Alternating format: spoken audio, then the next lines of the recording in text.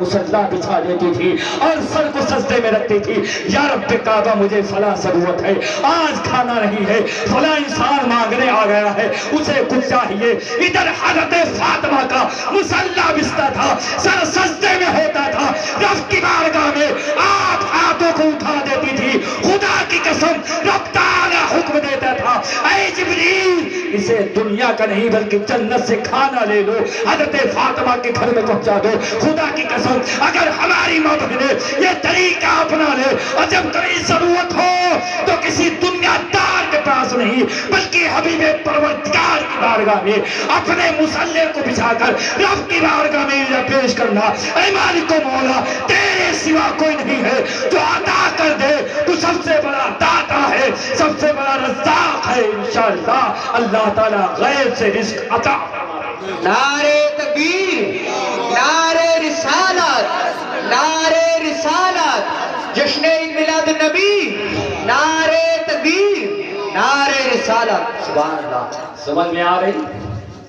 نہیں آ رہی؟ ختم کر دوں؟ آ رہی نا؟ پیچھے والے بولو سمجھ میں آ رہا ہے؟ سمجھ میں آنے کا مقصد یہ ہے اس پیغام حاصل کر لینا۔ بے شک اتنا ننگا ناچ تو میں نے کہیں دیکھا ہی نہیں تھا جتنا اب لوگ مسلمانوں کے گھروں سے ہو رہا ہے۔ شادی بیاہ کے نام پر لوگوں نے ایسی خرافات جہنمی گھر تو بنا دیا ہے، ایسے ڈانس ہوتے ہیں جن کی بیٹیاں ناچتی ہیں باپ ویڈیو بناتا ہے، بیٹی ناچتی ہے ماں ویڈیو بناتی ہے، اور ماں ناچتی ہے تو بیٹی ویڈیو بناتی ہے۔ اللہ اللہ کیا حال ہو گیا ہے مسلمانوں کا۔ کیا کرو گے تم جب قبر کے اندر جاؤ گے اور اس وقت جب فرشتے تجھ سے پوچھیں گے اے میری بیٹی بتا، اے اسلام کی مقدس بیٹی یہ بتا، کیا اللہ نے تجھے اس لیے پیدا کیا تھا؟ کیا اللہ نے تجھے ناچنے کے لیے پیدا کیا تھا؟ نہیں بلکہ اللہ نے انسان کو پیدا کیا ہے۔ وَمَا خَلَقْتُ الْجِنَّ وَالْإِنسَ إِلَّا لِيَعْبُدُونِ۔ اللہ نے انسان اور جنات کو صرف اپنی عبادت کے لیے پیدا کیا۔ تم جو پریشان ہو اس کی وجہ یہ ہے تم نے جہنم اپنے گھر کو بنا لیا۔ افسوس نہیں، اس لیے اے میرے دوست اپنے اعمال کا جائزہ خود لو۔ میری بات کو مت سوچنا کہ یہ کہنے نہیں، تم اپنے ضمیر سے پوچھنا، ضمیر سے پوچھنا۔ یہ ضمیر تیرا اگر گواہی دے دے کہ نہیں میں جو اپنی بیٹیوں اور بیٹوں کی شادی میں جو میں سر عام ناچتی ہوں یا میرا بیٹا ناچتا ہے یا باپ ناچتا ہے، تم اپنے ضمیر سے پوچھنا، ضمیر سے پوچھنا کہ کیا میں یہ صحیح کر رہی ہوں یا میں یہ صحیح کر رہا ہوں۔ ضمیر بھی کہے گا اے نادان کتنا کم بخت ہے تو، جسے انسان نے اشرف المخلوقات بنا کر بھیجا تھا۔ اللہ نے جس قوم مسلم کو اتنا اچھا مذہب دیا، جس قوم مسلم کو جناب محمد رسول اللہ صلی اللہ تعالی وسلم آخر نبی عطا فرمایا، اللہ اللہ جو نبی رات رات بھر رو رو کر یہ دعائیں کرتا رہا، رب حب لی امتی، رب حب لی امتی، اے رب حب لی امتی، جو نبی رات رات بھر رو کر ہمارے لیے دعائیں کرتا رہا، دعائیں مغفرت کرتا رہا، اگر یہی امتی رات رات کی تاریکی میں اگر یہ ڈیجے بجائے گا، یہ ڈانس کرے گا، ہمارے آقا کی روح طرف اٹھتی ہوگی۔ جب نوجوان یہ داڑھی کاٹ کاٹ کر جب تم مرے گا قبر کے اندر جائے گا، اللہ کے رسول کی زیارت ہوگی۔ ہمارے آقا نے اگر تیرے چہرے کو دیکھا، اور خدا کی قسم اگر میرے مصطفیٰ نے اپنے چہرے کو تجھ سے پھیر لیا، پھر کس کے پاس جائے گا؟ پھر کہنا پڑے گا آج نے ان کی پناہ، آج سے پھر نہ مانیں گے قیامت میں اگر مان گیا۔ سبحان اللہ، سبحان اللہ، سبحان اللہ، کیا بات ہے، سبحان اللہ۔ اے دوست ہوش سنبھال دو، ابھی وقت ہے، ابھی ضرورت ہے۔ یہ داڑھی کیوں رکھتے ہو؟ داڑھی رکھنا سنت ہے، ایک مشت۔ آج تو داڑھی کا لوگوں نے فیشن بنا دیا، کوئی اتنی رکھ رہا، کوئی یہاں سے بالکل ختم کر دے رہا۔ یہ ڈبل گناہ ہے، تم نے داڑھی کا مذاق بنایا ہے۔ داڑھی اللہ کے رسول صلی اللہ علیہ وسلم کی سنت ہے، جتنے پیغمبر آئے سب کی یہ سنت ہے، سب کو داڑھی تھی۔ تمام اللہ کے جتنے ولی گزرے سب داڑھی والے تھے۔ اور جو داڑھی والا ہوتا ہے وہ داڑھی والوں کے ساتھ میں ہوگا. بے شک. تمنا کرو گے نا تو ہم میدان محشر میں غوث اعظم کے ساتھ میں ہوں تو پھر ان کے جیسا بھی بننا پڑے گا. اگر دل میں تمنا ہے کہ میں غریب نواز کے ساتھ میں رہوں تو غریب نواز کے جیسا بھی بننا پڑے گا, ان کی سیرت پر بھی عمل کرنا پڑے گا. اور میری ماں بہنیں اگر سوچ رہی ہو, سن رہی ہیں, تو اپنے کان کھول لو, کان کے دونوں دروازوں کو کھول لو. اس کے بعد سنو کہ اگر تمہاری یہ تمنا ہے کہ میرا حشر بھی حضرت فاطمہ کے ساتھ میں ہو تو حضرت فاطمہ الزہرا رضی اللہ تعالیٰ عنہا کی سیرت طیبہ کو پڑھ لینا کہ حضرت فاطمہ نے کیسی زندگی گزاری ہے, کس طریقے سے انہوں نے غربت کی زندگی گزاری, مگر کبھی حضرت علی سے یا اپنے باپ سے شکایت نہیں کی. جناب محمد رسول اللہ کی بیٹی ہے, مختار کائنات کی بیٹی ہے, مگر کبھی نہیں کہا یا رسول اللہ تم نے کہاں میری شادی کر دی ہے. ایک علی کے ساتھ شادی کی ہے جس کے یہاں کھانا نہیں ملتا ہے, 2 دن ہو جاتے ہیں, چولہا نہیں جلتا ہے, 3 دن ہو جاتے ہیں, ہفتوں ہو جاتے ہیں, حضور پہ گزارا کرتی ہوں. کبھی نہیں کہا بلکہ کہا یا رسول اللہ میں خوش ہوں. تو گویا کی حضرت فاطمہ کے اگر کنیز ہو تو غریب شوہر کے ساتھ جیسے حضرت فاطمہ نے زندگی گزاری ہے ایسے ہی تم بھی زندگی گزار دینا تو انشاءاللہ تمہارا حشر اللہ تعالی حضرت فاطمہ کے ساتھ رہتا.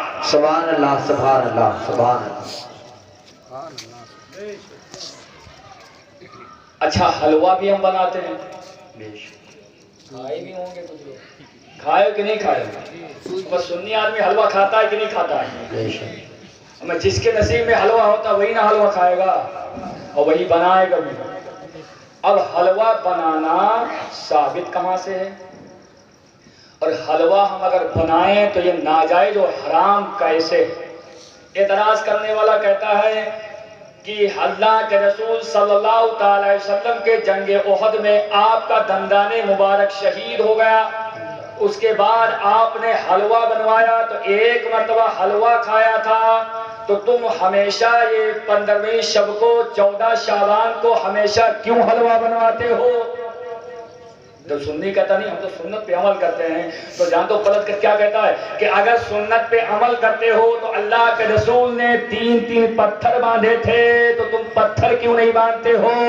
تو ہمارے سنی علماء نے کہا اے نادان تو بھی تو اسی نبی کو مانتا ہے, ہم نبی کو مانتے ہیں اور نبی ہر انسان میٹھا ہوتا ہے اور ہم نبی کو مانتے ہیں. ہمارے آقا نے حلوہ کو پسند کیا, ہم سنی ہیں اس لیے حلوہ بناتے ہیں. تو بھی نبی کی سنت پہ عمل کر لے, تو پتھر باندھ کے دکھا دے, میں سمجھ جاؤں گا تو کتنا بڑا غدار ہے. نہ تو پتھر باندھے گا نہ حلوہ بنوائے گا, ہم نبی کے وفادار ہیں. اس لیے ہمارے آقا نے ایک بار پسند فرمایا تھا حلوہ میٹھا ہوتا ہے, ہمارے آقا کو میٹھی چیز پسند تھی اس لیے ہم حلوہ بناتے ہیں اور انشاءاللہ قیامت تک بناتے رہیں. بے شک, سبحان اللہ. ابن ماجہ شریف باب الحلوہ پورا ایک باب باندھ دیا ہے حلوہ کے تعلق سے, جس کے راوی حضرت ابو بکر بھی ہیں, عمر بھی ہیں, عثمان بھی ہیں. ان عائشہ قالت کان رسول اللہ صلی اللہ تعالی علیہ وسلم یحب الحلوہ والعسل.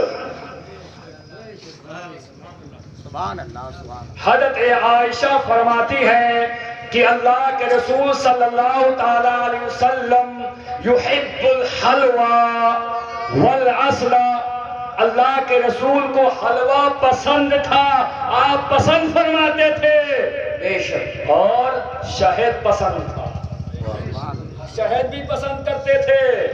تو اب بتاؤ تمہارا بیٹا اگر کوکونٹ کی ٹافی پسند کرے تو روزانہ بھر کے لائے گا, جیب بھر کے لائے گا, بیٹا خوش ہو جائے. اگر چکن بریانی پسند ہے تو ہر ہفتے میں بنائے گا, قورمہ پسند ہے تو روزانہ بنائے گا, اگر تجھے پسند ہے تو روزانہ بنائے گا. ارے میرے نبی کو جب فرما دیا کہ ہمارے آقا کو یحب الحلوہ, ہمارے آقا کو حلوہ پسند تھا, تو جب میرے آقا کو پسند تھا, ہم سنی ہیں اسی نبی کو مانتے ہیں, ہمیں بھی حلوہ پسند ہے, ہم شب برات میں بھی بنائیں گے، عید بعد ہوگا تب بھی حلوہ بنائیں گے، جب دل کرے گا تب حلوہ بنائیں گے بھی اور کھائیں گے بھی۔ تجھے کوا پسند ہے تو کوا کھائے گا، ہمیں حلوہ پسند ہے، انشاءاللہ ہم حلوہ۔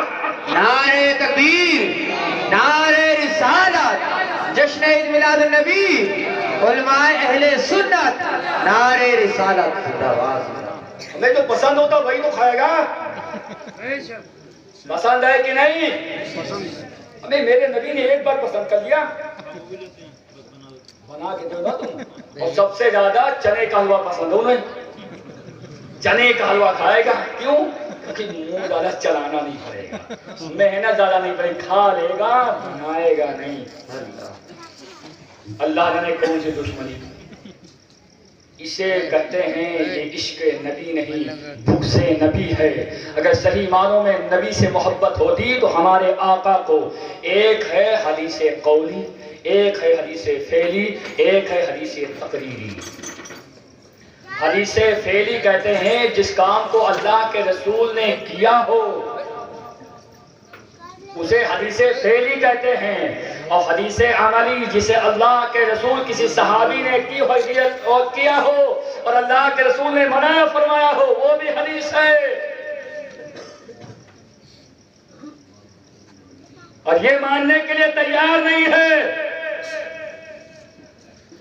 کہ محمد سے وفا تو نے تو ہم تیرے ہیں، کہ محمد سے وفا تو نے تو ہم تیرے ہیں، یہ جہاں چیز کیا ہے لوح و قلم تیرے ہیں، یہ جہاں چیز کیا ہے لوح و قلم تیرے ہیں۔ یہ شب بارات ہے، اب کہتا ہے مزار پہ کیوں جاتے ہو، قبر پہ کیوں جاتے ہو؟